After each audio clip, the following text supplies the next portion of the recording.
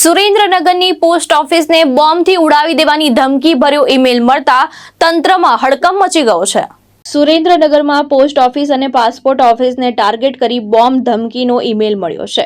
Email મળતા જ તાત્કાલિક કામગીરી બંધ કરી તમામ કર્મચારીઓને બિલ્ડિંગની બહાર સલામત રીતે બહાર કાઢવામાં આવ્યા હતા। ધમકી મળ્યા બાદ પોસ્ટ વિભાગ દ્વારા પોલીસને જાણ કરવામાં આવી હતી।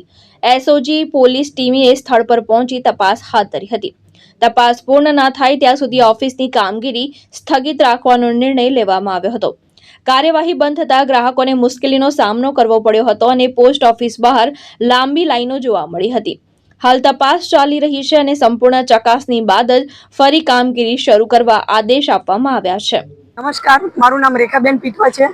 હું એક સામાજિક કાર્યકર છું અને સાથે સાથે મહિલા અને બાળ મિત્ર એમાં સુરેન્દ્રનગર જિલ્લા કોઓર્ડિનેટર તરીકે હું સેવા આપું છું।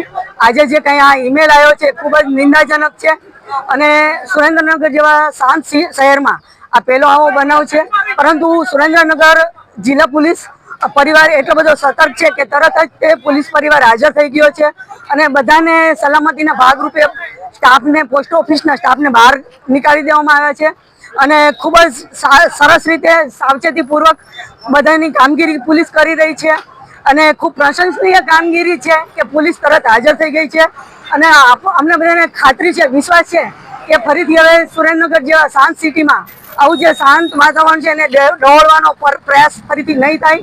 પોલીસ પરિવાર પણ સતર્ક છે, અહીંની પબ્લિક પણ સતર્ક અને શાંત છે, એટલે ફરીથી આવા નહીં બને એની તકેદારી રાખશે।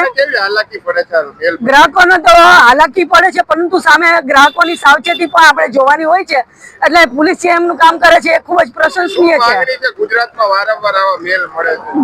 વારંવાર આવા મેલ મળે છે, ખૂબ ચિંતાજનક બાબત છે, પણ આપણને ગુજરાત પોલીસ ઉપર પૂરેપૂરો ભરોસો છે કે આ સાયબર ક્રાઇમ વહેલી તકે અટકાવશે અને પબ્લિકની, જનતાની જે સલામતી છે એના માટે પોલીસ હંમેશા કટિબદ્ધ રહી છે, ખૂબ પ્રશંસનીય કામગીરી કરે છે અને હંમેશા કરતી રહેશે। જય હિન્દ, જય ભારત, વંદે માતરમ।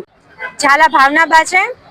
અમે અંદર કામમાં હતા ત્યારે મેલ આવ્યો એક, અને મેલમાં એવી રીતના કીધું હતું કે અંદર બોમ્બ છે, તો અમને બધાને સલામતી સ્વરૂપે તરત બહાર કાઢવામાં આવ્યા કે તરત બધા બહાર નીકળી જાઓ।